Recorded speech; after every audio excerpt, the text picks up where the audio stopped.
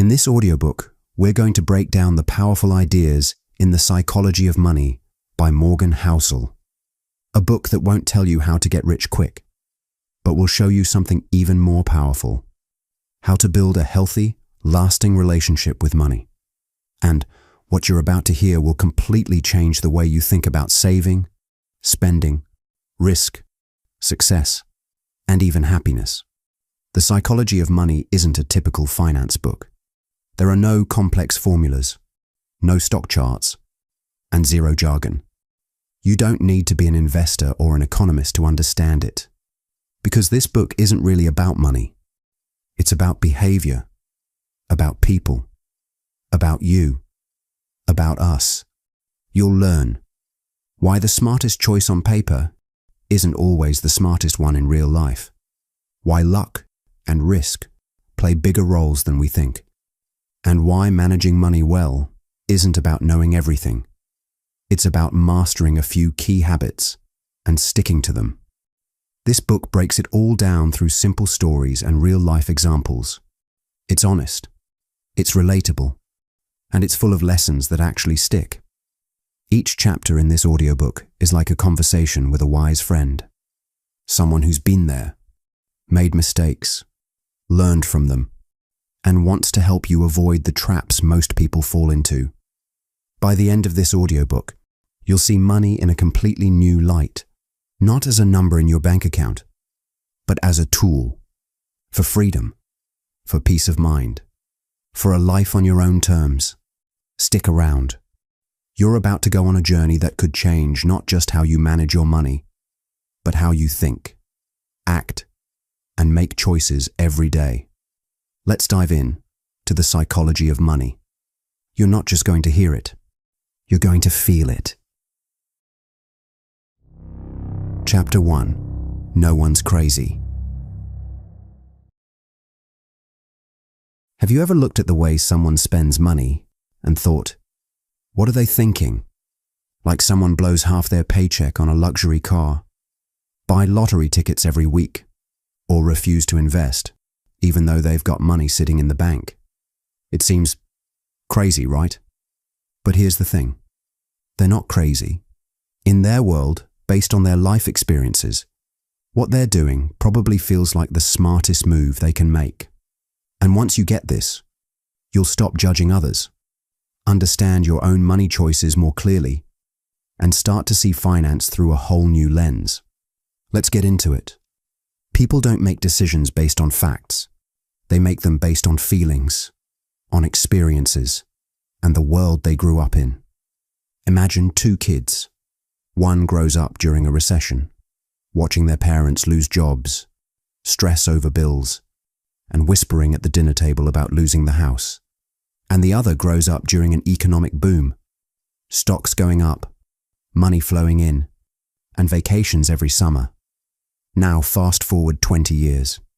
Do you think those two people will see money in the same way? Do you think they'll view risk in the same way? Do you think they'll invest in the same way? Of course not. They lived through completely different realities. One learned to protect every dollar. The other learned to take bold risks. So, it's no surprise that what seems smart to one might seem insane to the other. Here's something we often forget. You can read all the finance books in the world, but if you've never felt the panic of not knowing how to pay rent, if you've never stood at a grocery store line, praying your card doesn't decline, then you'll never fully understand what money stress feels like. You can read all the charts and spreadsheets showing stock market crashes, but they can't show you what it feels like to come home. Look at your kids and wonder if you made a mistake that could hurt them. Emotions always beat data. Every time. We make money choices with our hearts, not just our heads. And here's something more wild. The year you were born can shape how you see money, for life. For example, if you turned 20 in the 1990s, you saw the stock market skyrocket. You probably believe in investing. But if you turned 20 in the 1970s, the market went nowhere. Inflation was through the roof. You might think stocks are risky, even dangerous. It's not because one person is smarter than the other. It's just timing. And it's not just stocks, unemployment, interest rates, and even job opportunities. They all hit different people in different ways. You didn't choose when you were born, but it affects how you see the world and money forever. That's not fair, but it's very true. Let's make it even more real. Have you ever wondered why some low-income people spend money on lottery tickets? From the outside, it seems foolish, but try to step into their shoes, just for once. Imagine living paycheck to paycheck. No vacations, no college savings for your kids. For them, buying a lottery ticket is the only moment they feel hope. That maybe, just maybe, life could be different. It's not just gambling. It's buying a dream. You might not agree with it, but when you see it that way, it completely makes sense. The truth is, no one's crazy. We're all just telling ourselves different stories about money based on the lives we've lived. Whether it's investing, lotto tickets, or retirement accounts, we're all just trying to write a story that makes us feel safe, successful, and in control. And those stories come from experience, not logic. Think about it. Some people hoard. Some people spend fast. Some fear debt. Some ignore it. But it all makes sense when you know their backstory. Now, here's another important insight Morgan shares. Nobody really knows what they're doing. Retirement plans, credit cards, mutual funds, home loans, stock market apps. These are very recent tools. Just 2 generations ago, most people didn't even retire. They worked until they just couldn't. Retirement accounts? They didn't exist until the 1970s. Stock market apps? They've only been around since smartphones. Barely old enough to vote, let alone drink. So of course people make mistakes. Of course we mess up. Because we're all just figuring it out. We're not bad with money because we're careless. We're bad at it because we're new at it. You wouldn't expect a beginner driver to race Formula 1. Yet somehow, we expect ourselves to be money experts. So, what's the real lesson from this chapter? It's this. Everyone's financial decisions make sense to them, even if they don't make sense to others. We all carry different experiences, different scars, different dreams, and those shape every money choice we make. And when you understand where someone's coming from, you don't just get better at managing money, you get better at understanding people, including yourself. So instead of asking, why are they so irresponsible? Start asking, what story are they telling themselves? And instead of beating yourself up over past mistakes, ask yourself, what story was I believing at that time? When you understand that, you start to make better choices, not just with money, but also with people. Coming up in the next chapter, you'll discover how one of the richest people on earth got rich because of something totally out of his control. Stick around, you'll want to hear it. Chapter 2: Luck and Risk. Picture this. 2 people, same smarts, same hustle. One ends up in a mansion.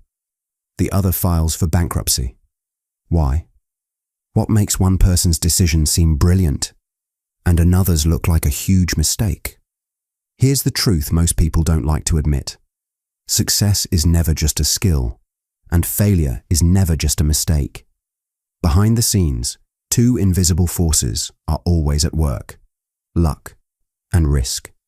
In this chapter, we'll see how these invisible forces shape our financial lives, often in ways we don't even notice. And by the end, you'll never look at success or failure the same way again. Let's start with a story you probably haven't heard. We all know Bill Gates, right? Co-founder of Microsoft, one of the richest people on earth. He's a genius, right? But here's something surprising you might not know. In the 1960s, while most kids were scribbling on paper, Bill Gates was learning coding at school. That's right. His high school had a computer in the 1960s, long before most schools even heard of. He didn't build it. He didn't ask for it. It was just there. And so was he. Now imagine how rare that was. Out of hundreds of millions of high school students worldwide, only about 300 had access to a school with that kind of technology. And Bill Gates was one of them. And he used that access to explore, to learn, and eventually to start Microsoft. Was he brilliant? Definitely. Did he work hard? Absolutely. But would Microsoft have existed if he hadn't gotten that 1 in a million head start? Even Bill Gates admits, without that once-in-a-lifetime access, there's a good chance Microsoft never would have existed. Now on the flip side, meet Kent Evans. Kent Evans was Gates's best friend. He was just as smart, just as driven, just as passionate about computers. They dreamed of starting a company together. But one weekend, Evans went for mountain climbing and never came back.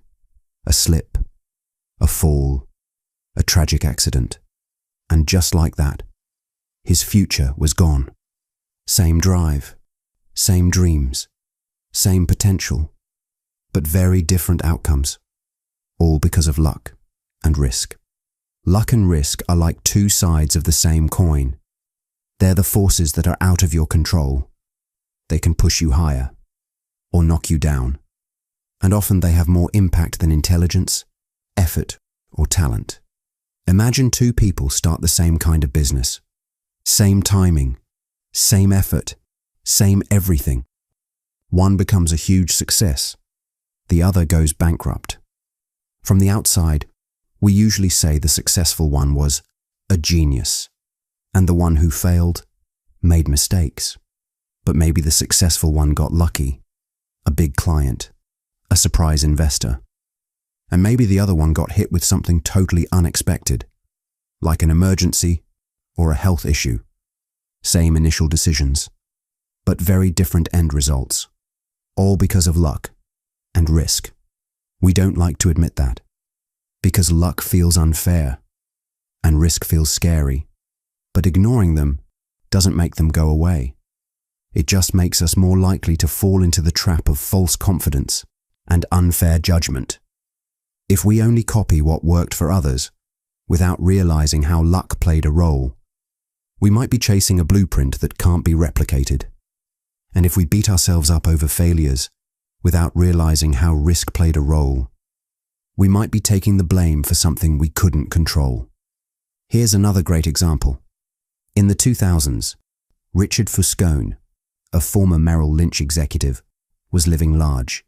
Huge mansion, luxury cars, fancy lifestyle, great reputation.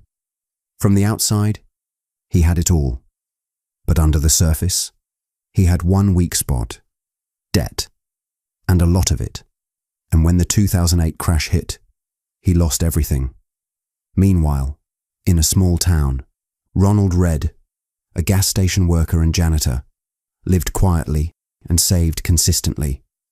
No one noticed him until he passed away with over $8 million in savings. Two very different people. Two very different outcomes. Not because one was smarter than the other, but because of luck and risk. Morgan Housel puts it this way: success is a lousy teacher. It seduces smart people into thinking they can't lose. So when you win, don't let it go to your head. And when you lose, don't let it break your spirit. Sometimes it's not about what you did right or wrong. It's just luck, or risk, having its turn. So here's the big lesson from this chapter. Be careful how you judge success, and even more careful how you judge failure. Because what we often call smart might just be lucky, and what we call stupid might just be unlucky. And speaking of luck, in the next chapter, we'll meet two people who pushed their luck too far and paid the price. It's eye-opening. Stick around. You don't want to miss it. Chapter 3. Never Enough. Picture this. You're lying on your couch, bills paid, fridge full, a little extra in the bank. You feel good, but your mind is racing, wondering, is it enough? Enough to stop worrying, enough to finally feel happy, enough to feel safe, not just today, but forever. That voice, it doesn't get quieter when you earn more. It just moves the goalpost. Enough starts to feel like a mirage. The closer you get, the farther it drifts away. That's what this chapter is all about.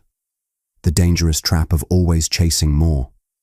We'll look into real stories of people who risked everything, just because they didn't know when to stop.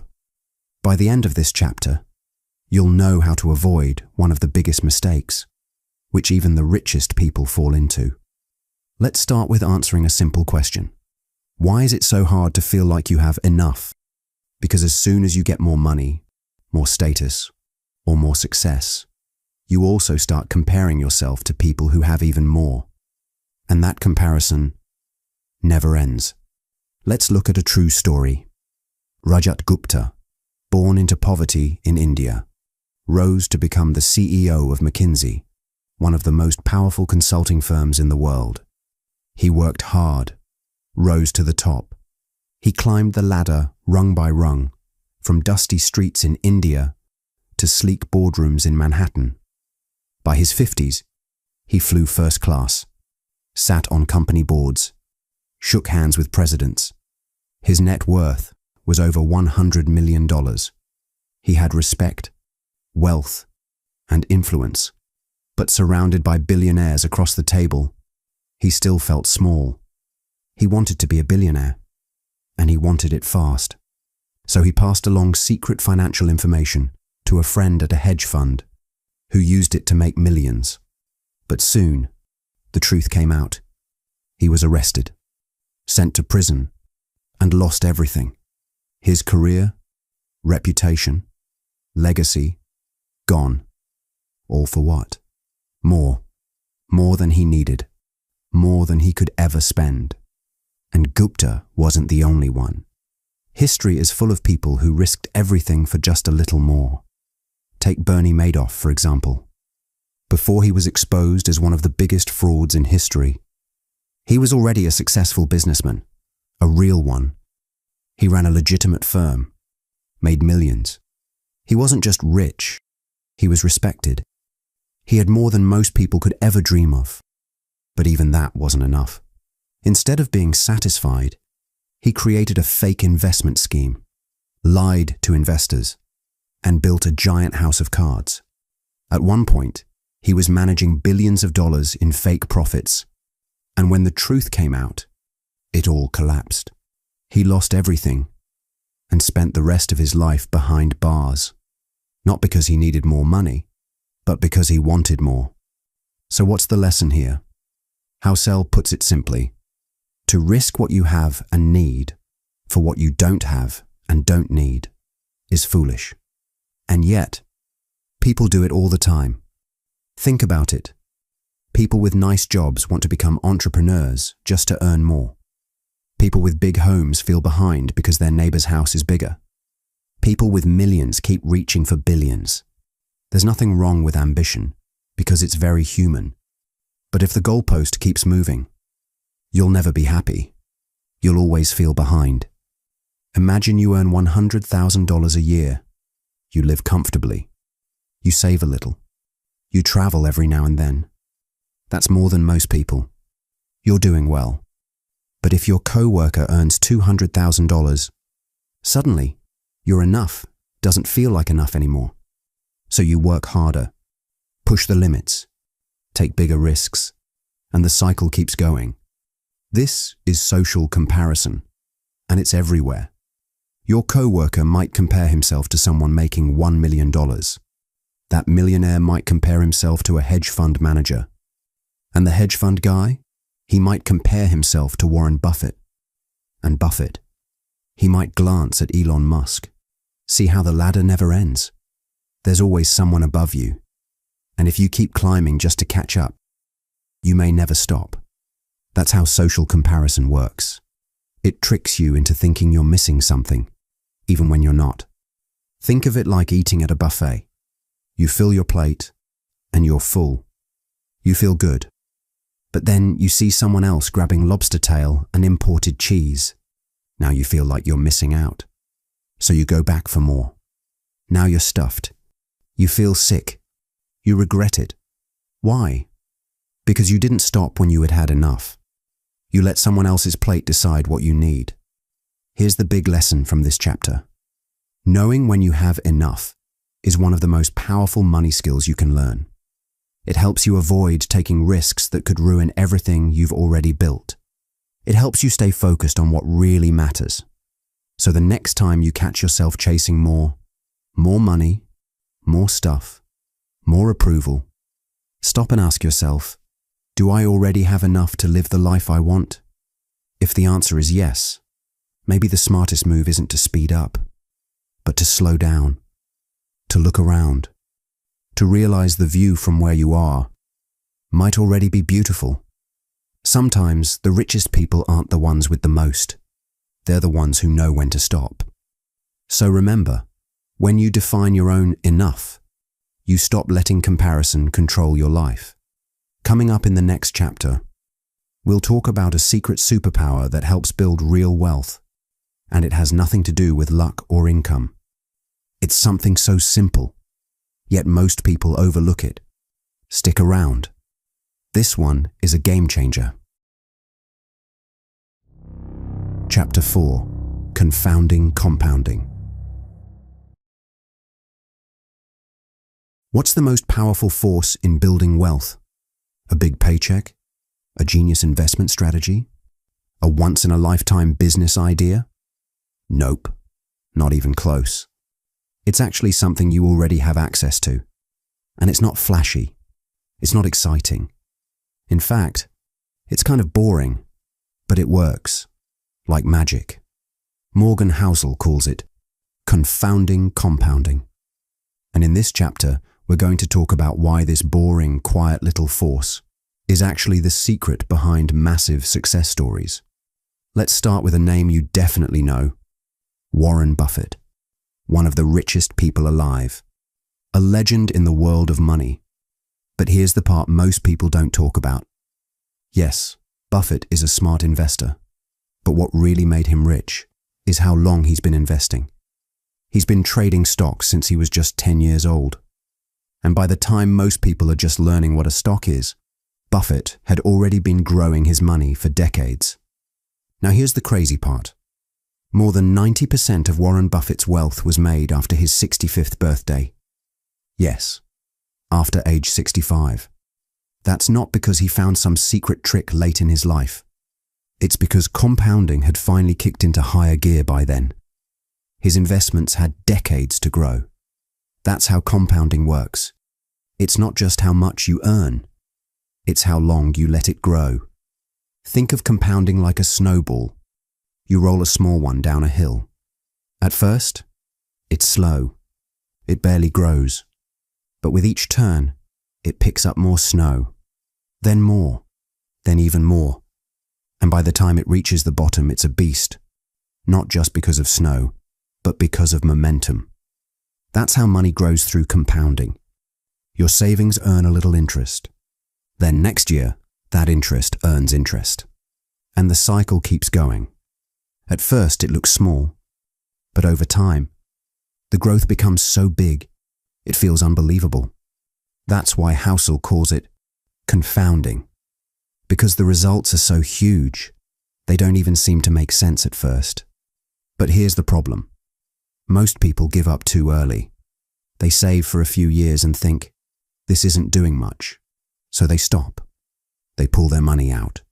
Or they jump into something faster, shinier, or riskier. But compounding, it's slow. It's all about time.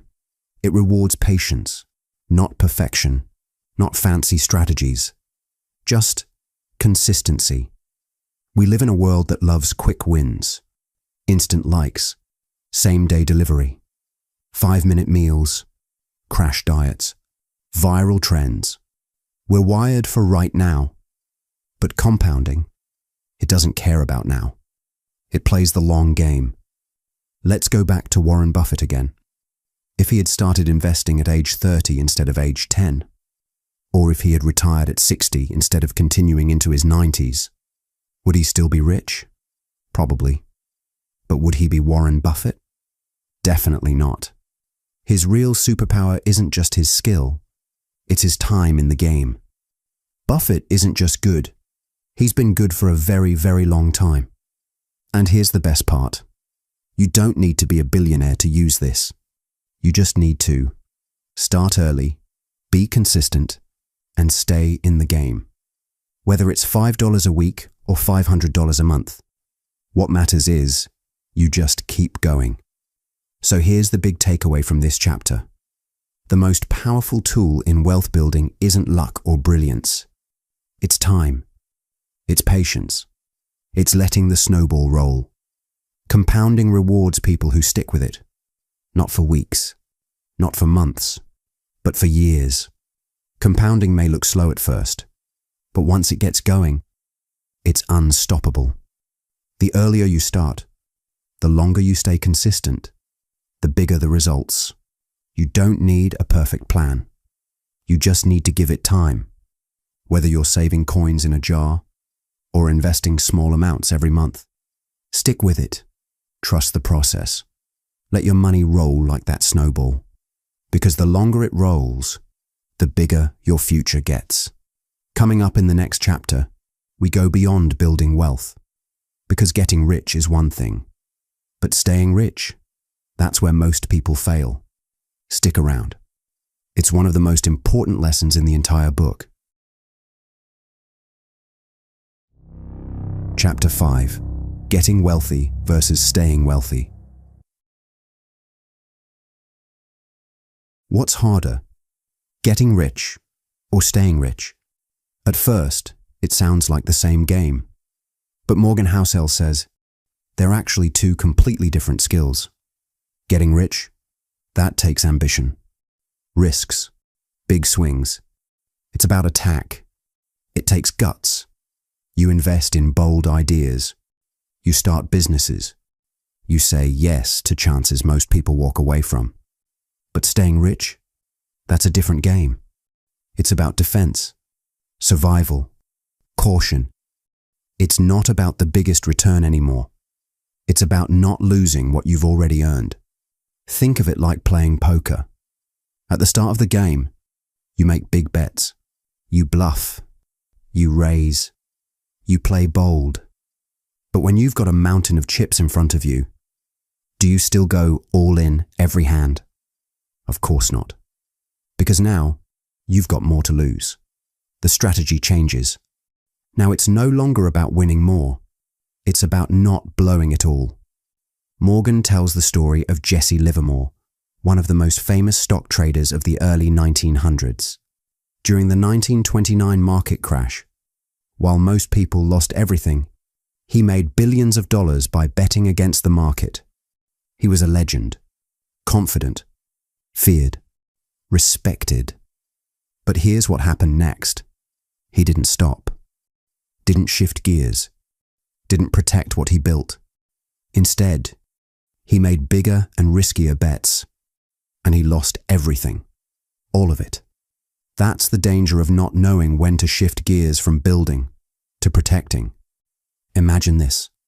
You build a beautiful house, brick by brick. Blood, sweat, and savings. It takes you years. Would you light fireworks inside it? Would you leave the doors wide open in a storm?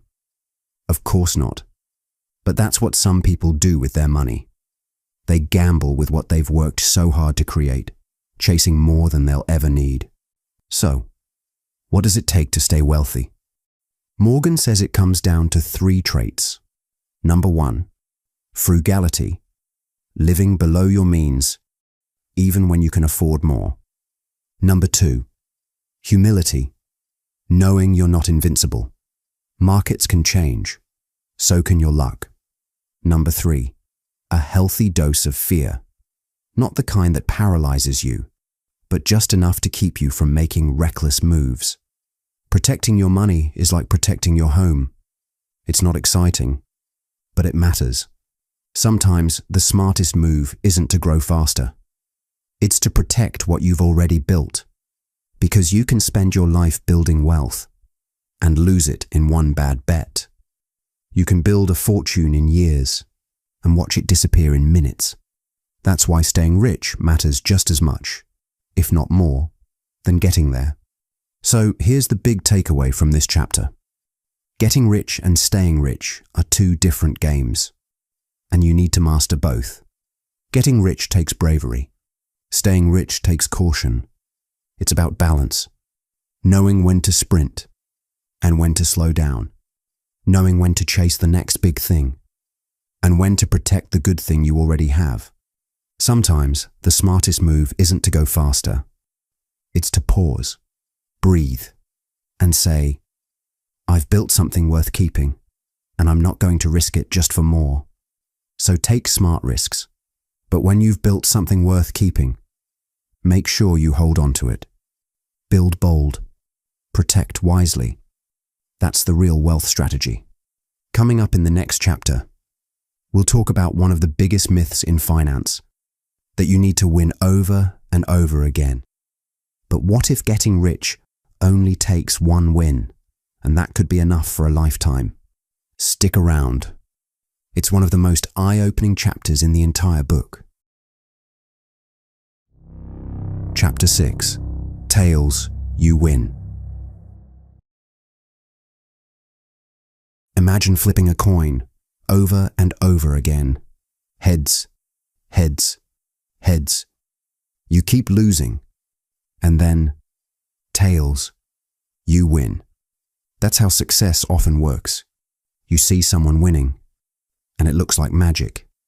But what you didn't see were all the times they failed, tried, missed, got back up, and tried again. Here's what Morgan Housel wants you to know. You don't need to be right all the time. You just need to be right every now and then. That's what this chapter is all about. Let's start with a simple truth. Most things don't work out. In business, investing, and life in general, ideas fail, projects flop, plans fall apart, people let you down. And that's how life is. But every now and then, something clicks. And when it does, that one win can make up for everything else. Housel calls these rare wins tail events. The kind of events that may be rare, but have a massive impact when they do happen. Take Apple, for example. They've released hundreds of products over the years. Some were okay, some totally flopped. But then came the iPhone, and it completely changed the company's future. Apple went from just another tech brand to one of the biggest companies in the world, not because everything they did worked, but because one thing did. The other products, they played their part, but none came close to the impact of the iPhone. That's the power of a tail event. And this doesn't just happen to giant companies. It happens in real life too. Your life. Think about it. One new friend changed your whole social circle. One job offer led to a brand new career. One move to a new city totally changed your path. Those are your tail events. Maybe 95% of what you tried didn't work. But that 5%, that job, that idea, that person, it made all the difference. So here's what Morgan's actually saying. Don't expect every effort to pay off. In fact, expect most things to fail, and be okay with that. That's how the process works. What matters is that you keep trying, you keep exploring, you keep showing up. So when that one rare moment comes, you're ready. But the problem is, people give up too soon. They try something once or twice. It doesn't work. They quit. They think, maybe I'm just not cut out for this. But here's how people become successful. At first, they fail. Over and over again. And then, boom, one moment hits. One idea works. One tail event shows up. And suddenly, they're not a failure anymore. They're a genius. Let's take a quick example from sports. Michael Jordan missed over 9,000 shots in his career, lost almost 300 games, failed to make the game-winning shot 26 times, and yet, he's remembered as one of the greatest basketball players of all time. Why? Because he stayed in the game long enough for his tail events to happen. Success doesn't come from being perfect. It comes from not quitting before your tail event happens. So here's the big takeaway from this chapter. Most of your success will come from just a few key moments. You don't need to win all the time. You just need to win big every now and then. Don't let small failures take you out, because your next big win could be just around the corner. So be patient, take smart risks, try new things, learn from the misses, and most importantly, stay in the game. Because when the moment comes, when life flips the coin just right, tails, you win. Coming up in the next chapter, we'll talk about something far more valuable than money. Stick around. You don't want to miss this one. Chapter 7. Freedom. Imagine this. You wake up when your body says it's time, not your alarm. You stretch. You take your time with breakfast. Maybe you go for a walk, spend time with your family, read, or just sit and think. And the best part? No one is rushing you. No one owns your schedule. That is freedom. Now compare that to how your most days actually feel. Waking up to an alarm, rushing through traffic, days that don't feel like yours. That contrast between what you want and what you live, that's what this chapter is all about. Let's start with a question. If someone handed you $1 million right now, no strings attached, what would you do with it? Buy a mansion? A luxury car? Book a dream vacation? Sure, those things sound amazing.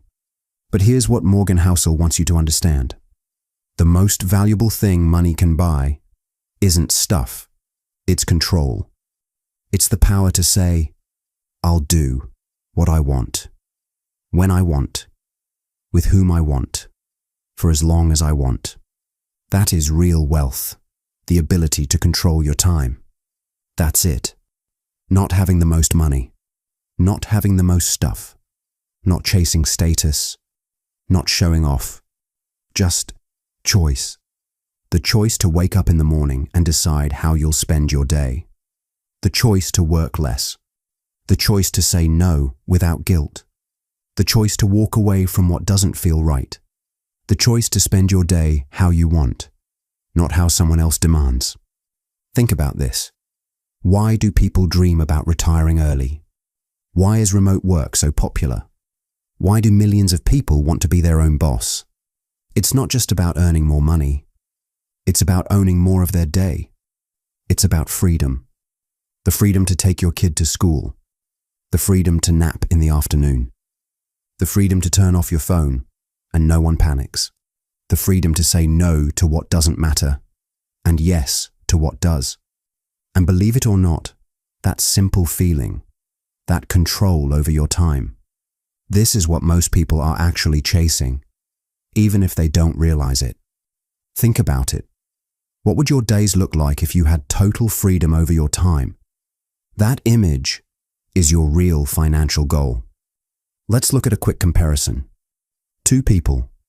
One makes $500,000 a year, but works 80 hours a week and can't take a vacation without checking emails.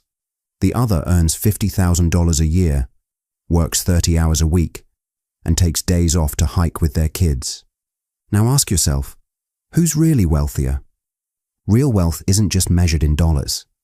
It's measured in time. The time you control, the time you can't get back. We live in a world where we're always on. Emails, notifications, deadlines, hustle. Busy has become a badge of honor. But deep down, most people aren't chasing more and more. They're chasing space. They want to breathe. They want the freedom to live life on their own terms. And the good news is, you don't need to be rich to have that freedom. You just need to value time over status. Here's a moment from Morgan's own life. He once asked a wealthy friend, "What's your ultimate financial goal?" And the friend didn't say a yacht or early retirement. He said, "I want to wake up every day and say, I can do whatever I want today. No schedule, no boss, no pressure." And that feeling? That is real wealth. So here's the big takeaway from this chapter. The real goal of money isn't to look rich. It's to buy time and control. You don't need millions in the bank. You just need enough to make choices that feel like you. Enough to walk away from what drains you. Enough to say yes to what lights you up. Enough to live in a way that aligns with your values. Freedom might not show up in your bank account, but you'll feel it. In your calendar, in your mornings, in your peace of mind, in your smile. Coming up in the next chapter, we'll dig into why trying to impress others with money rarely works and often backfires. Stick around. You'll want to hear this one. Chapter 8. Man in the Car Paradox. Ever seen someone in a brand new luxury car and thought, "Wow, that person must be killing it"? Be honest, we've all had that thought. But here's the surprising part. According to Morgan Housel, the person driving that car doesn't get the admiration they think they're getting. Why? Because most people aren't thinking about them. They're imagining themselves driving that car. And chances are, you've done it too. That disconnect between what we think others are admiring and what's actually happening. That's what Morgan calls man in the car paradox. And once you understand it, it'll totally shift how you think about wealth, success, and how people actually see you. Let's dig into it. We believe a fancy car, a big house, or expensive clothes will earn us admiration. But in reality, people just admire the thing, not the person. Picture this.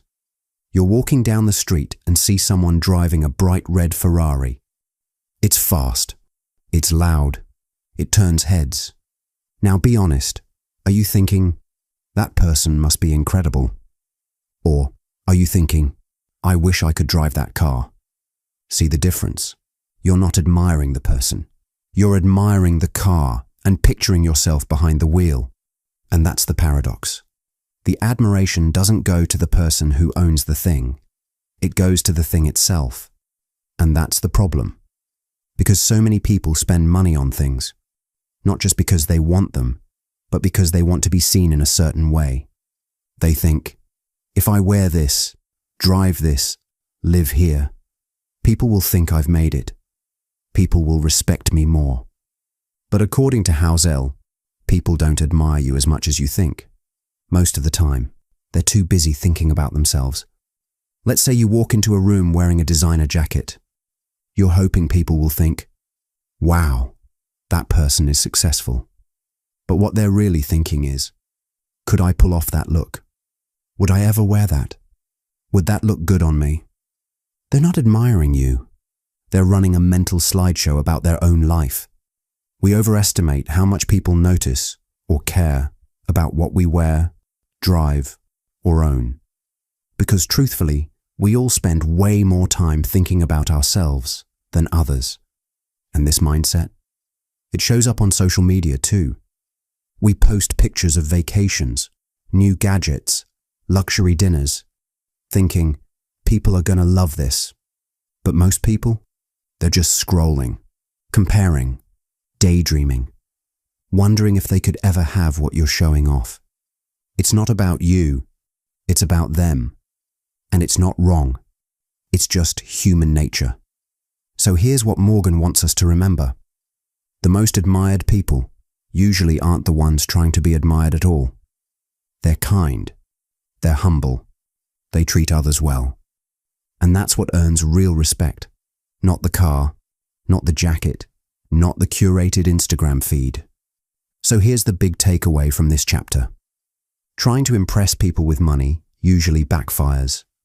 You think people will admire you, but in reality, they admire the thing or imagine having it themselves. If you want true respect, focus less on showing off what you have and more on being someone worth admiring. Generosity, kindness, humility. These are the qualities people remember. Because in the end, the goal isn't to make people jealous. It's to earn their respect. Be someone worth admiring, not someone worth envying. And coming up in the next chapter, we'll talk about a type of money that doesn't show up in Instagram posts. Stick around. This one is going to change the way you look at wealth forever. Chapter 9. Wealth is what you don't see. When you think of someone wealthy, what do you picture? A mansion on a hill? A Ferrari pulling into the driveway? A wristwatch that costs more than your car? It seems obvious. But here's the twist. Those things don't actually show wealth. They show how much wealth was spent. In other words, the real sign of wealth isn't what people show off. It's what they don't. And that's what this chapter is all about. Let's dive in. Most people confuse wealth with richness. They see someone spending a lot of money and assume they do have a lot of money. But in reality, wealth isn't about what you buy. It's about what you keep. It's not an expensive car or the big vacation. It's the money sitting quietly in a savings account or growing inside an investment portfolio. It's the financial freedom you don't post on Instagram. It's the peace of mind you don't wear on your wrist. Wealth is invisible. Let's say someone buys a $10,000 watch. You see the sparkle, the brand, the attention it gets, and you think, that person must be doing really well. But what you're really seeing is $10,000 gone, spent, used up, not saved, not invested, no longer growing. That money isn't working for them anymore. It's sitting on their wrist. Now compare that to someone who wears a basic $50 watch, but quietly has hundreds of thousands of dollars invested. Now ask yourself, who's actually wealthier? Exactly. It's the one you'd never even suspect. Here's the trap most people fall into. We think spending is proof of success, but often spending is just proof that you had money. And now you don't. We show off the new car, the vacation, the fancy dinner. But Morgan reminds us, spending money to show people how much money you have is the fastest way to have less of it. Why? Because real wealth, the kind that creates freedom, peace of mind, and security, is often completely invisible. It's not about showing off. It's about building something solid behind the scenes. Because every time we trade dollars for impressions, we're giving away what could have been freedom. Let's say your neighbor gets a brand new SUV, top of the line, shiny, sleek, loud. Looks impressive, right? But maybe they're buried in debt. Maybe that car loan is eating half their paycheck. Now across the street, another neighbor drives a 10-year-old Honda. No upgrades, no attention. But they're debt-free. They've been saving and investing for years. And if they lost their job tomorrow, they'd be fine. You'd never guess. But they have real financial strength. Social media makes this even trickier. We post the new shoes, the expensive meal, the weekend getaway. But when's the last time someone posted their savings account, their investment portfolio, the mortgage they just paid off? But why not? Because true wealth doesn't get likes. But guess what? Those are the real flex. Not the stuff you show off, but the quiet decisions that build true financial security. So here's the big takeaway from this chapter. Wealth is what you don't spend. It's savings. It's investments. It's security and freedom, not stuff. And the strongest kind of wealth? You'll never even notice it, because it's working silently, behind the scenes. And coming up in the next chapter, We'll dive into a concept that seems too simple to matter. But Morgan says it's the most powerful habit in the entire game of money. Stick around, because what's coming next could quietly change everything. Chapter 10. Save money. Have you ever saved up money for something big, only to end up spending it on something completely different? Or maybe you saved for an emergency, but the emergency never came. And in those moments, you might have wondered, what's the point of saving if I never end up using it? Well, Morgan has a powerful answer. The purpose of saving money isn't always to spend it. Sometimes, it's just to give yourself options. And in this chapter, he explains why saving, even without a specific goal, might be the smartest financial move you'll ever make. Let's break it down. We're usually taught to save for specific things: a house, a car, a vacation. And those are all good reasons. But Housel says, that kind of saving can be too narrow. Because life, it's unpredictable. It doesn't follow a script. Emergencies happen. Opportunities pop up when you least expect them. And if all your money is tied to a single purpose, you don't have the flexibility to adapt. Think of saving money like building yourself a safety net, not because you're planning to fall, but because life doesn't ask before it throws you off balance. Let's say your car breaks down, or you lose your job suddenly, or a once-in-a-lifetime opportunity shows up and you want to grab it. And if you've been saving, not for a thing, but just because, then you're ready. You don't have to panic. You don't have to borrow. You don't have to miss out. You just act with confidence. That's the power of saving without a reason. Morgan calls this one of the most powerful habits in personal finance. Why? Because it gives you flexibility. It gives you time. It gives you space. And it gives you something most people crave, but rarely have. Control. Control over how you respond. Control over what you walk away from. Control over what you walk toward. Let's put it another way. Having money saved with no set goal is like having quiet confidence. You're not showing off. You're not flashing it around. But deep down you know you can handle whatever comes your way. And that kind of quiet strength, that's real wealth. And Morgan puts it simply, saving without a specific goal isn't pointless. It's powerful. It's the money that says, you'll be okay, not because you've predicted the future, but because you've prepared for it. So here's the big takeaway from this chapter. Save money, even when you don't have a reason to. Save because it gives you options, because it gives you peace of mind, because it puts you in control when life throws you a curveball. Save because when the unexpected happens, and it always does, you'll be ready. Not scrambling, not stuck, but steady and in charge.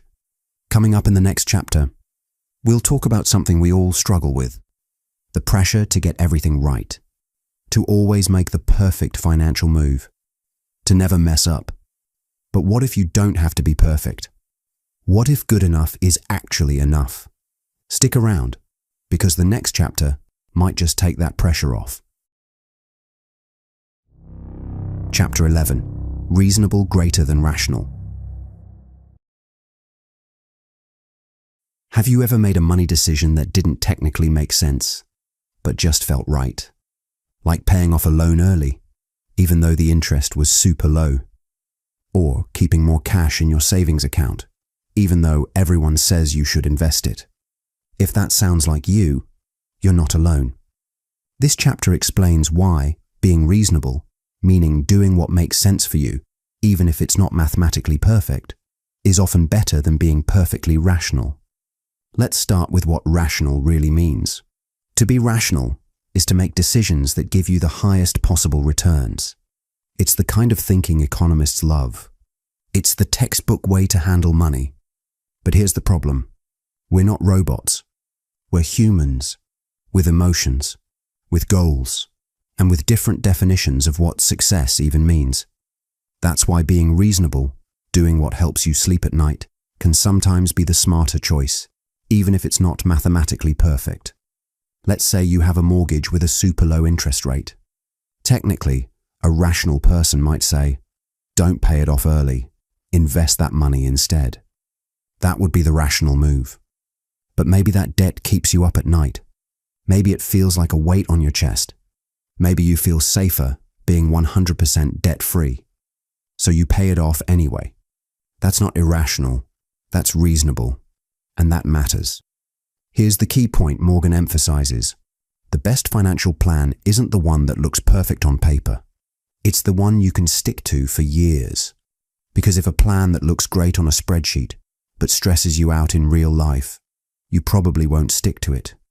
But a good enough plan you feel good about, you'll stick with it. And that's what really matters.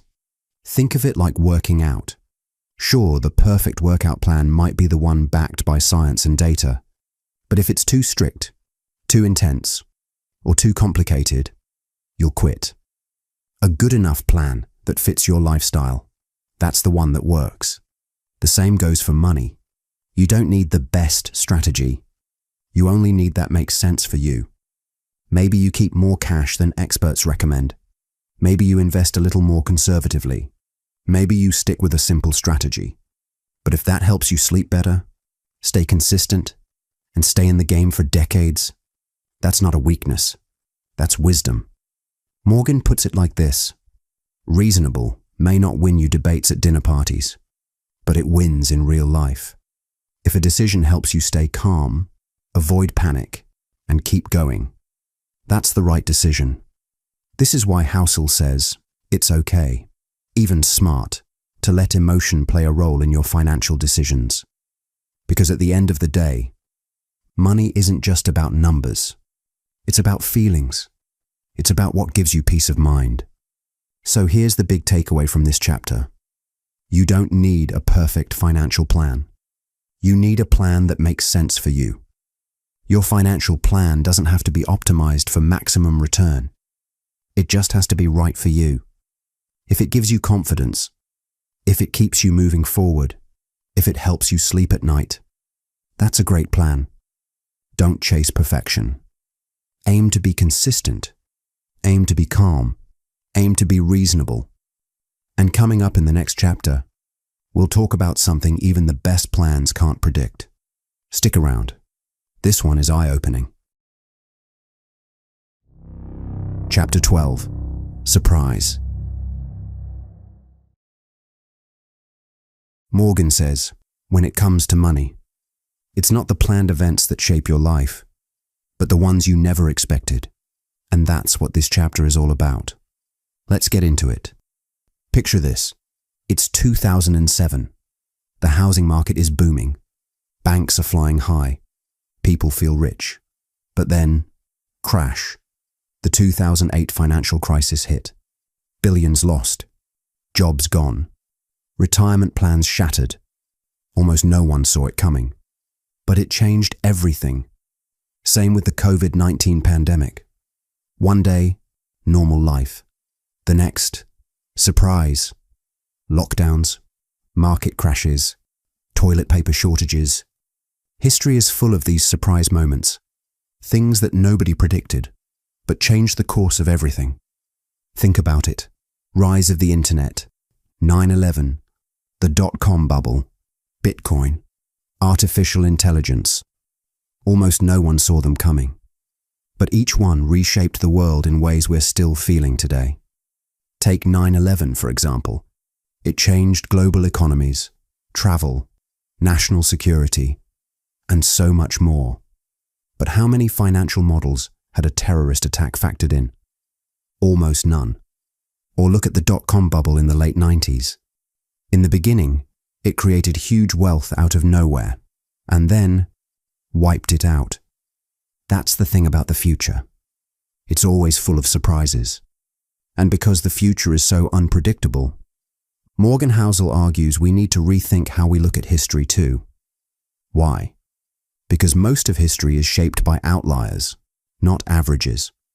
Most of the time things are normal, but every so often, something big happens. Housel calls them tail events. They're rare, they're powerful, and they change everything. So if your plan only works when things go normally, it's not strong enough. If you don't account for these kinds of surprises in your financial thinking, you end up overconfident, unprepared, or even misled by what the past seems to say. In other words, just because something hasn't happened before doesn't mean it can't happen tomorrow. So what's the lesson here? Don't expect the future to look exactly like the past, because the past didn't see the future coming either. Let's say you're planning for retirement. You look at market averages, past returns, and typical inflation rates. Seems smart, right? But if you don't leave some room for unexpected stuff, like a sudden illness, job loss, or market crash, your perfect plan can fall apart. That's why Housel says, don't try to predict surprises, just prepare for them. So how do you prepare? Here's Morgan's advice. Build flexibility into your plans. Expect the unexpected. Leave room for error. And be okay with not knowing everything, because no one does. No one has all the answers, especially when it comes to the future. Life is unpredictable. Markets are messy. The world changes fast. But if your plan includes flexibility, if you expect the unexpected, you don't have to fear surprise. You'll be ready. Not perfectly, but enough. And sometimes that's all you need. So here's the big takeaway from this chapter. If your financial plan doesn't make room for surprises, it's not a real plan. It's a fantasy. The future is full of surprises. You can't predict them, but you can prepare. Don't build your life around certainty. Build it around resilience. Plan with confidence, but leave room for chaos, so that when the unexpected comes, and it will, you'll be standing and ready to move forward. Coming up in the next chapter, we're going even deeper on this idea. We'll talk about how a little cushion, a little slack in your plan, can protect you from financial disaster. Stick around. The next chapter can save you from a costly mistake down the road. Chapter 13. Room for Error. Have you ever made a plan that felt airtight? You ran the numbers, checked your calendar. Everything lined up just right. But then, boom. One small thing goes wrong, and the whole plan falls apart. Life rarely goes according to plan. Surprises happen, mistakes happen, and when they do, people who thrive aren't the ones with perfect predictions. They're the ones who left room for error, and that's what this chapter is all about. Let's dive in. Imagine this. You're catching a flight. You leave your house just in time to get to the airport, but there's an accident on the highway. Now you're stuck. You missed the flight. Why? Not because you made a bad decision, but because you built a plan that only worked if nothing went wrong. And that's the danger. Now apply that to your finances. If your budget, your savings, or your investment plan only works when everything goes right, you're just one bump away from trouble. Because here's the truth. Life doesn't follow scripts. It throws curveballs. Jobs get lost. Markets crash. Unexpected bills pop up. And it's not the surprise that makes you fail. It's having no room to recover. So what is room for error? Housel puts it simply, always plan for things not to go according to plan. You can make all the right decisions and still get the wrong outcome, simply because life is unpredictable. It's not about being negative. It's about being prepared. It's saying, what if I'm wrong? What if life happens? Do I have a cushion, or am I walking a tightrope? Think of it like your phone battery. You don't wait until it hits 1% before charging it. You plug it in when it's still at 20 or 30, because you know something might come up. And that's what room for error does for your money. It's your financial battery life. And in a world where surprises are guaranteed, it's what keeps you going. That's the power of room for error. It gives you breathing space when life doesn't follow the script. Even the smartest investors, the best business leaders, the most careful planners, get hit with bad luck sometimes. Markets crash, jobs disappear, emergencies happen. But what separates them from the rest is they left space, they built slack. They didn't chase perfection, they planned for chaos. That's not fear, that's life. And what matters in life is whether you've built a buffer into your plan. That buffer could be an emergency fund, living below your means, a second source of income. It's not flashy, it's not exciting, but it's incredibly effective. Because when something goes wrong, you won't panic. You'll adjust and keep going. So here's the big takeaway from this chapter. Success doesn't come from being right all the time. It comes from being ready when you're wrong. Leave space in your plans. Save more than you think you need. Expect some bumps in the road. Build cushions into your budget, your schedule, and your mindset. Not because you're scared, but because you're smart. Room for error isn't a backup plan. It's the foundation of every strong financial strategy. And coming up in the next chapter, we're delving into something that will help you understand your future self a little better. Don't miss it. Chapter 14. You'll change. Have you ever looked at your old social media post and thought, I can't believe I used to think that way? Or maybe you saved up for something you thought you really wanted, only to realize later you didn't care about it anymore. Or just think back to who you were 5 years ago. What music did you love? What were your goals? What did you believe about success? Now, how many of those things are still true today? Chances are, a lot has changed. And yet, we make decisions, sometimes big ones, based on who we are right now, forgetting that future you might want something totally different. And that's what this chapter is all about. Let's get into it. We make all kinds of plans, careers, savings, retirement, even how we'll spend our free time. And when we do, we usually assume one big thing, that the person we are right now will be the same in 10, 20, or 30 years. But here's the truth. People change. You will change. And that change, it's hard to predict, and even harder to plan for. Morgan Housel calls it the end of history illusion. It means we understand how much we've changed in the past, but we somehow assume we'll stay the same from here forward. And that assumption, it's a problem, because it leads us to make rigid long-term plans for a future version of ourselves we don't even know yet. Let's say you're 25, and you start planning and dreaming about what you'll want at 55. Retirement on a beach, a fancy car, maybe a home spa. But here's the catch. That 55-year-old version of you might want totally different things. Like, not a beach house, but time with grandkids. Not luxury, but peace. Not more stuff, but more meaning. So if your plan only fits who you are today, future you might feel trapped in a life that doesn't fit you anymore. Housel isn't saying don't plan.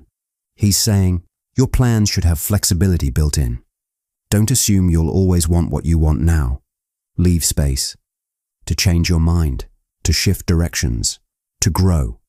If you acknowledge that your goals, interests, and values will probably shift, you give yourself the power to adapt. You don't have to get it all perfectly right today. You just have to leave room to adjust. Because the person you'll be in 5, 10, or 20 years is a stranger you haven't even met yet. This is why chasing big, flashy goals just because they look good today can backfire. That dream car, that perfect vacation, that massive house, they might not matter to you in 10 years. And if you spent years chasing them, only to realize they don't make you happy, that's a hard pill to swallow. So here's the big takeaway from this chapter. You're going to change, and that's not a problem. That's human. So plan for change, expect it, Make room for it. The person you are today won't be the same person you'll be in the future. So make financial plans that are strong, but flexible. Save broadly. Invest wisely. But don't lock yourself into a life path that can't evolve with you. Create a financial life that's strong enough to support you now, and flexible enough to support whoever you become later. Build space for growth. Make peace with change. Because the best financial plan is one that's ready to serve the future version of you, even if you haven't met him yet. And coming up in the next chapter, you'll find out why nothing comes without a cost. The price isn't always obvious, but it's always there. Stick around, because what's coming next will change the way you see everything. Chapter 15. Nothing's free. Have you ever stared at a falling market graph and thought, is it worth it? The nights I can't sleep. The mornings I wake with a knot in my gut. You're not alone, because when it comes to money, like most things in life, nothing is free. But the price you pay doesn't always show up on a price tag. Sometimes it comes as stress. Sometimes there is uncertainty. And sometimes it demands patience. And in this chapter, we'll talk about why recognizing and being willing to pay those hidden prices is actually the secret to build long-term wealth. Let's start with how we usually think about cost. We go to a movie, we pay for the ticket.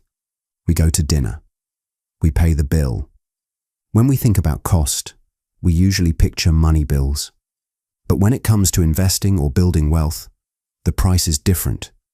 Instead of paying with money, you pay with time. You pay with doubt. You pay with emotional ups and downs. And most people, they don't see that part coming. Let's take investing in the stock market, for example. There's no upfront fee just to invest. But the real cost? It's the stress of watching your portfolio drop. It's staying calm during a recession. It's holding steady when everyone else is panicking. It's the anxiety of not knowing what comes next. That's the price of building long-term wealth. And if you're not ready to pay that price, you might cash out right before your biggest gains. Think of it like a roller coaster. You pay for the ride, and you hang on for the wild part. But once you're strapped in, the highs and lows are part of the ride. It's no different with money. Volatility, risk, and uncertainty aren't signs of something going wrong. They're the price of being in the game. And here's where most people make a mistake. They treat that emotional cost like a fine, like it's a penalty for doing something wrong. But Housel says, don't think of it as a fine. Think of it as a fee. A fee is what you pay to access something valuable. It's not a punishment. It's just the cost of admission. And once you see it that way, you stop panicking. Because you know it's just a part of the deal. So next time when the market dips, or your savings feel slow to grow, or your progress feels frustrating, remind yourself, this is just the fee. Because that fee, it's the toll you have to pay to cross the bridge to financial freedom. You're not off course. You're just paying the price that success demands. So here's the big takeaway from this chapter. Nothing in life is free, especially not success. Whether it's building wealth, growing investments, or chasing your goals, there's always a price. But the price isn't always money. Sometimes it's patience. Sometimes it's discomfort. Sometimes it's fear. And sometimes it's staying on the course when things get tough. The real question isn't whether there's a cost.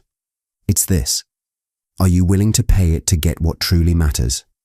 And if you are, the long-term rewards are absolutely worth it. Coming up in the next chapter, we will find out why trying to keep up with others can lead you off your own financial path. Stick around. It's one of the most eye-opening chapters in the entire book. Chapter 16. You and Me. Why is it that one person panics and sells everything during a market crash, while someone else just sips their coffee and keeps on investing? Or why your friend is all in on crypto, while you're just focused on keeping things simple? Well, Morgan has an answer. It's because we're all playing different financial games, and when you compare yourself to others, without understanding their goals or timelines, it can lead you to make some really bad money moves. And this chapter is all about how to avoid falling into those traps. Let's get into it.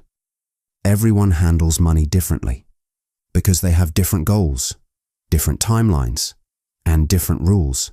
Some people are day trading to make a quick buck, while others are investing for the next 30 years. Some are building generational wealth, while others just want to retire early.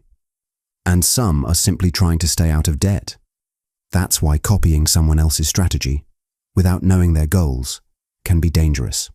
There's no one-size-fits-all.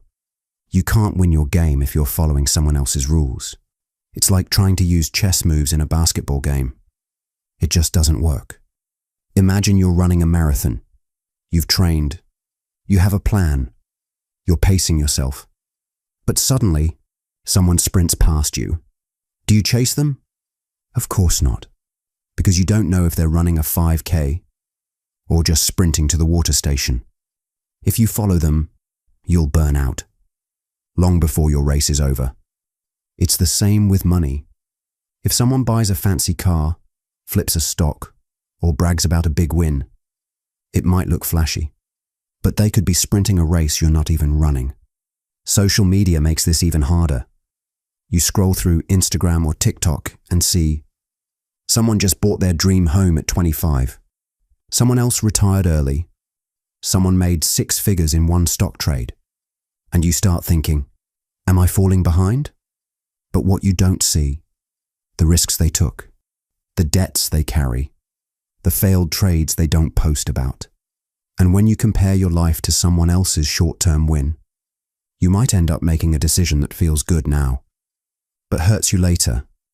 It's like wearing their shoes to run your race, but they might just not fit. Morgan reminds us, it's not about making the most money, it's about making money in a way that works for you. That means understanding your goals, your values, your timeline, and your risk tolerance. That's your financial fingerprint, as unique as your DNA. No one else has the exact same mix. This is why understanding the context matters so much. So before you follow someone's advice, or try to match their results, ask yourself, are we even playing the same game? Because if you're not, their strategy might win for them, but it could set you up for failure. So here's the big takeaway from this chapter. Don't let someone else's choices distract you from your own plan. Don't compare your pace to someone else's sprint. Don't chase a goal that doesn't match your life. Instead, define your game, understand your plan, and play to your strengths. Because true financial success, it's not about beating others. It's about staying in the game long enough to win your own version of it. And coming up in the next chapter, we'll explore why we trust bad news more than a good advice. This one is eye-opening. Don't miss it. Chapter 17. The Seduction of Pessimism. Ever notice how your ears jump to life when someone says, the market's about to crash, or the economy won't survive the next 5 years? What's your reaction? Do you stop and pay attention? Well, most people do. Why? Because pessimism feels smart.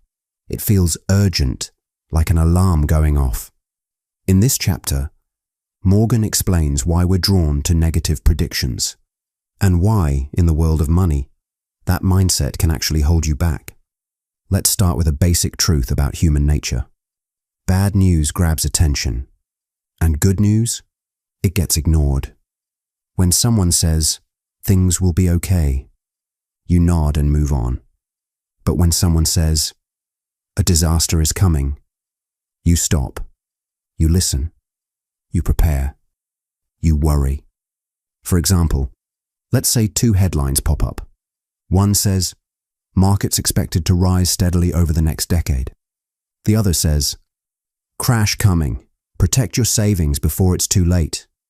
Which one are you more likely to click? Exactly. The scary one. Why? Because fear gets your attention. It feels like you're getting a secret heads up before disaster strikes. And optimism? It feels boring, like background noise.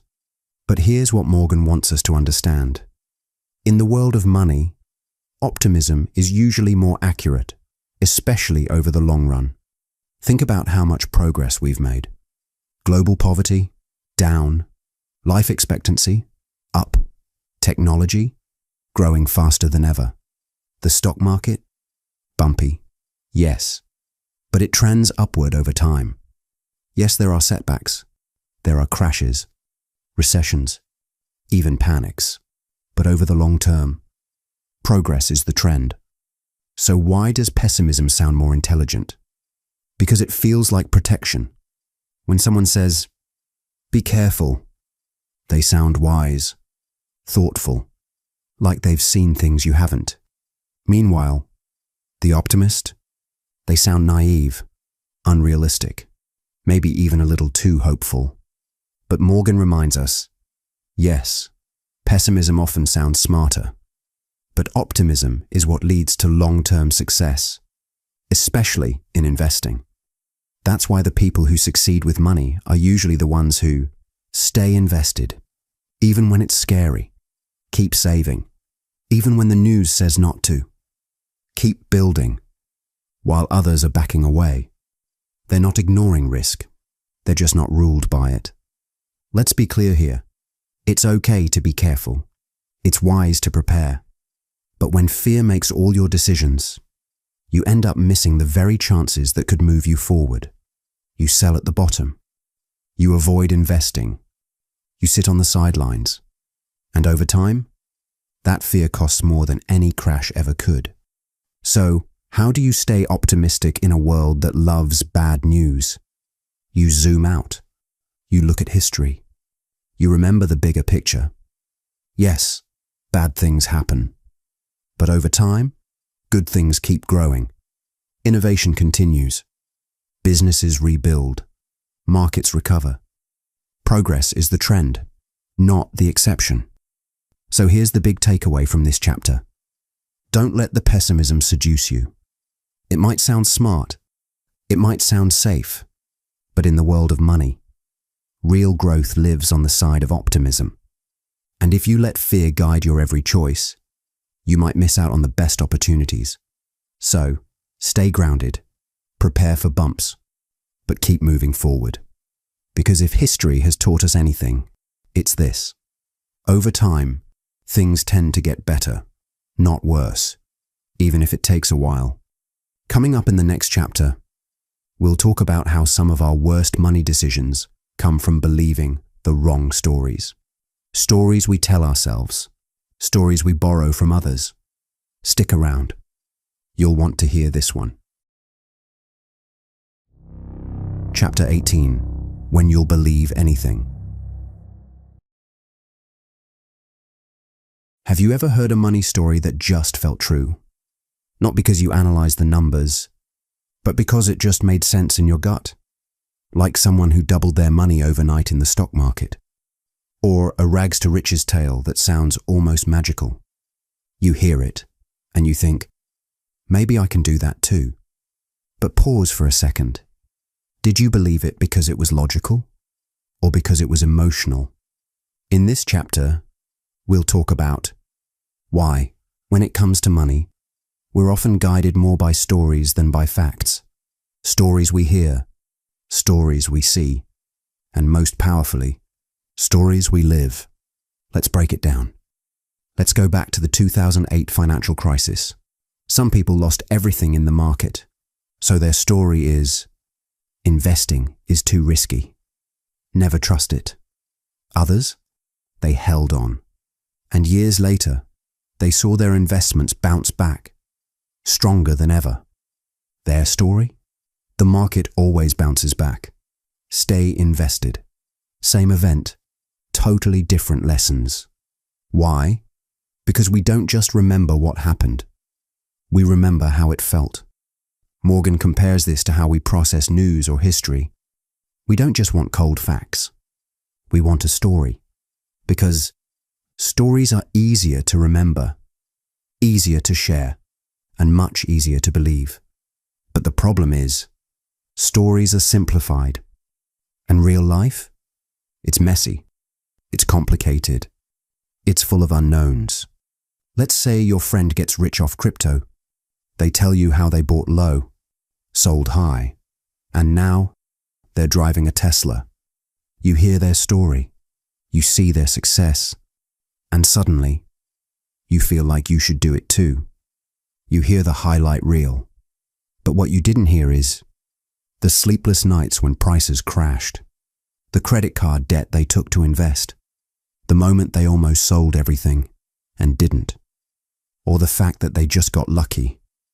Their story sounds clean, but the reality is way more complicated. Morgan says that's exactly how bubbles form. People hear stories, they believe them, and they act, not on facts, but on emotions. And when those stories fall apart, they're shocked, even though the facts were always there. That's why Morgan warns us. Just because a story feels true doesn't mean it is. So, what do? We slow down and ask ourselves, am I believing this because it's true or because it feels good? We remind ourselves, a good story isn't always a good plan. Though our brains are wired to understand the world through stories, we have to be extra careful not to confuse a good story with a good strategy. So before making a financial move, ask, is this based on logic or emotion? Is this someone else's journey or part of my own? Because chasing someone else's story might lead you far off your own path. So here's the big takeaway from this chapter. Be careful what financial stories you believe. They might be inspiring. They might be popular. But they're not always completely true. And they're not always right for you. Stories are powerful. They move us. They motivate us. But they're not facts. They're not guarantees. And they're not an alternative for a solid plan. Inspiration is valuable, but it's not a substitute for doing your homework. So the next time someone shares their sure thing success story, pause, ask questions, check the facts, and most of all, make sure the story you're following is one that leads to your goals, not to someone else's ending. Coming up in the next chapter, we'll take a step back and recap all the key lessons we have learned so far in the entire book. Don't miss it. Chapter 19. All together now. If you've made it this far, first of all, congratulations. That means you're not just curious about money. You're serious about understanding it, not just the math part, but the human side of it. The emotions, the habits, the real-life stuff that numbers can't explain. In this chapter, Morgan wraps everything up and shares the biggest lessons we've learned so far in the entire book. But before we dive into the actual lessons, let's listen to a strange but true story that Morgan shares. It's about a dentist visit gone horribly wrong. It's 1931. A man named Clarence Hughes walks into a dentist's office. He's in pain. His mouth hurts badly, so the dentist gives him anesthesia and puts him to sleep. But when Clarence wakes up, 16 of his teeth gone. His tonsils also gone. And a week later, he died of complications.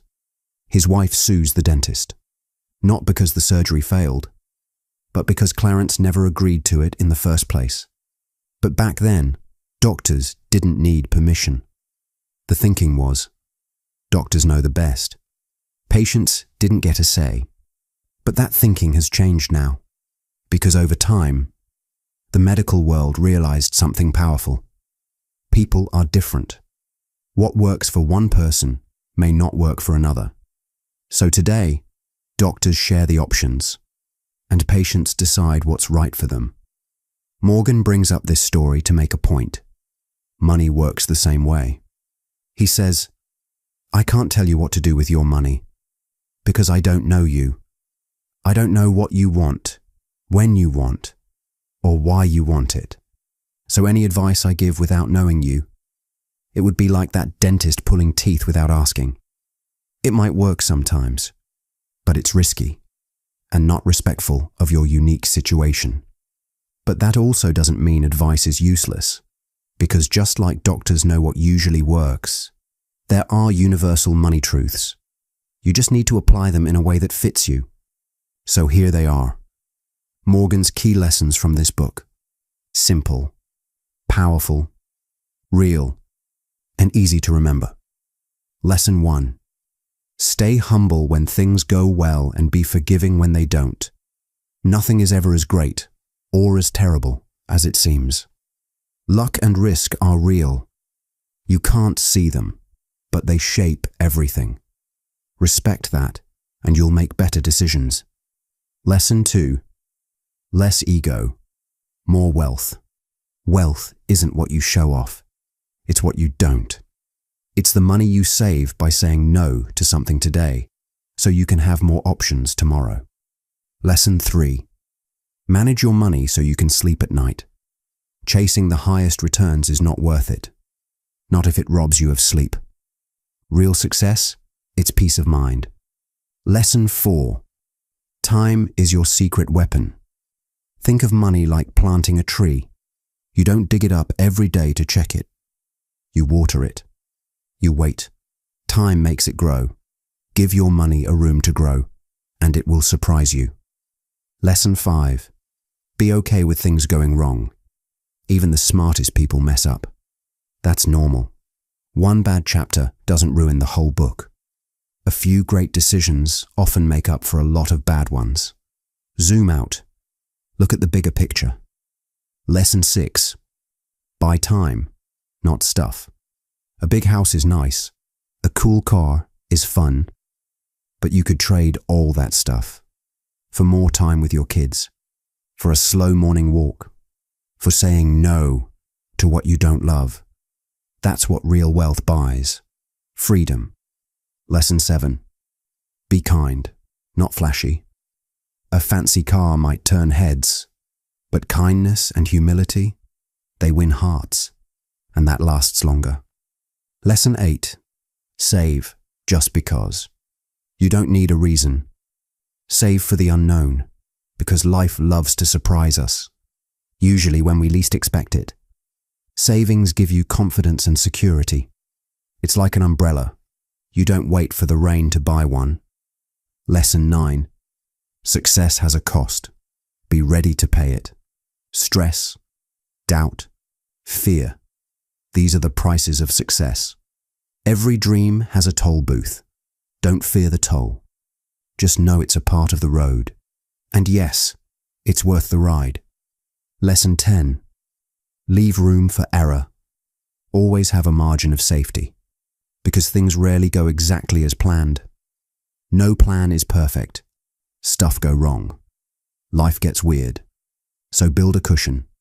Safety nets aren't weaknesses, they're wise. Lesson 11. Avoid extremes. Going all in can backfire. Life changes. You change. What felt smart 5 years ago might feel reckless today. So be flexible and ready to adjust. Lesson 12. Love risk, but fear ruin. Risk is necessary because it brings rewards. But ruin, it ends the game. So take smart risks, but avoid anything that could wipe you out. Lesson 13. Know your game. Are you saving for retirement? Trying to buy a house? Or building generational wealth? Know your game. And don't let people playing a different game influence your decisions. Don't bring a chess strategy to a poker table. Your money, your goals, your game. And finally, lesson 14. Respect the mess. Money is messy. It's personal. It's emotional, and people will always see it differently because people have different dreams, different goals, different fears. And that's okay, because what works for you? That's the big question. There's no one right way. There's just your way, the one that fits your life, your values, and your goals. Now that you've heard all the key takeaways, next, it all gets personal. In the final chapter, Morgan opens his personal vault and reveals exactly how he manages his own money, how he applies these lessons to his own life, the choices he makes, the trade-offs he accepts. Curious to know what a finance expert actually does with his own wealth? Stick around, because the next chapter reveals it all. It's raw. It's honest. You don't want to miss it. Chapter 20. Confessions. This is one of the most personal and eye-opening chapters of this book. It's not just about money strategies. It's about what Morgan himself does with his own money. And more importantly, it's about why he does what he does. Let's start with a simple question. What do you own and why? This is the question billionaire investor Sandy Gottesman used to ask people he wanted to hire. It's a powerful question because it cuts through the talk and gets to the truth. And it turns out a lot of people say one thing about money, but do something completely different when it's their own money on the line. Half of the mutual fund managers don't invest in their own funds. That's like a chef who won't eat their own cooking. Think about that. And doctors? Same thing. They'll recommend one kind of treatment to their patients, but choose something totally different for themselves. So what's going on? It shows us something important. When it's your money or your life is on the line, we make decisions differently. Morgan's message is clear. Personal finance is exactly that, personal. People don't make money decisions based on spreadsheets or textbooks. They make them around their dinner table, with their partners, thinking about their kids, their future, and what helps them sleep well at night. And those things, they are different for everyone. There's no one-size-fits-all formula when it comes to money. Now let's talk about how Morgan handles his own money. His biggest money goal? Independence. To him, real wealth means having the freedom to do what you want, when you want, and with whom you want. It's not about having the biggest house or fanciest car. It's about being in control of your time. It's about having the freedom to live life on his own terms. Morgan learned this from his dad. His father became a doctor at 40 with 3 kids. He went from being poor to doing okay. But even when things got better, he kept saving by living below their means. He saved a lot.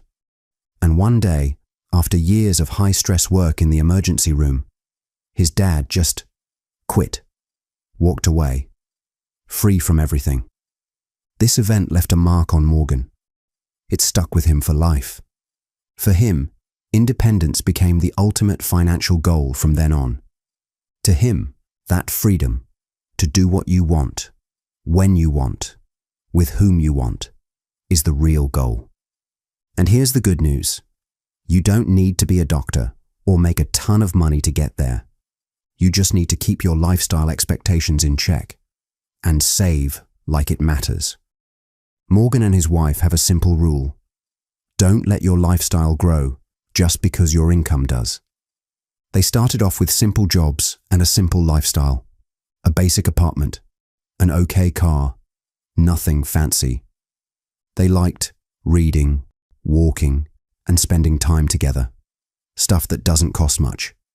And even after their incomes went up, they kept the same lifestyle. They didn't feel like they were missing out, because they figured out early on what was enough for them, and they stopped moving the goalpost. That allowed them to save more and more over time. And the result? It gave them something better than more stuff, more savings, more independence, less pressure. Now here's something that might surprise you. Morgan once made what experts called his worst financial decision. But to him, it was one of the best money decisions he had ever made. Morgan and his wife paid off their house completely, even though interest rates were super low. The advisors said they could have invested that money. But for them, it wasn't about math. It was about peace of mind. They didn't want to owe anyone money. Owning their home outright made them feel free. No monthly payments. No debt. It wasn't the right financial decision, but it was the right emotional decision. And that's worth more than a few extra dollars in returns. Because sometimes being happy is more important than being right. Now here's another thing they do, one that most experts wouldn't recommend.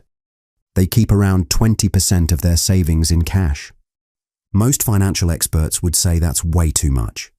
But here's their thinking. Cash is like oxygen for their lifestyle. It lets them breathe when life gets hard. An unexpected medical bill, job loss, or whatever emergency pops up. They don't have to panic.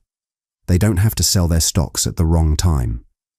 And most of all, holding cash gives their investments more time to grow without being interrupted. That's important, because Charlie Munger had said, "The first rule of compounding is to never interrupt it unnecessarily." Now here's how Morgan invests. He started his career picking individual stocks, and at one point, he owned 25 different companies. But these days, he keeps things simple. He invests in low-cost index funds, both US and international. He still respects people who actively pick stocks. But for him, it's not worth the extra risk. He knows he might not beat the market, but he also knows he probably won't mess things up. And that's a trade he's happy to make. His family lives simply. They save a lot, and they invest steadily. Their plan is simple. Invest from every paycheck. Max out retirement accounts. Contribute to kids' college funds. And let the money grow quietly over time. Nothing flashy. No chasing trends. No fancy strategies.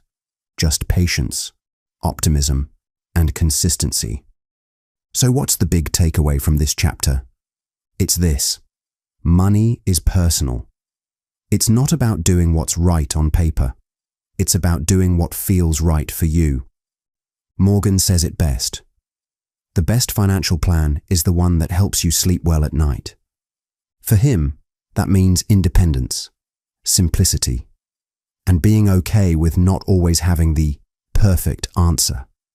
What works for him might not work for you, and that's perfectly okay. So whether that's paying off your house early, keeping extra cash, or sticking with simple investments, do what gives you peace of mind. Because when it comes to money, no one is crazy. We're all just trying to do our best with what we've got, where we are, and who we are. And that's a wrap on The Psychology of Money. Timeless lessons on wealth, greed, and happiness by Morgan Housel. Thank you for listening.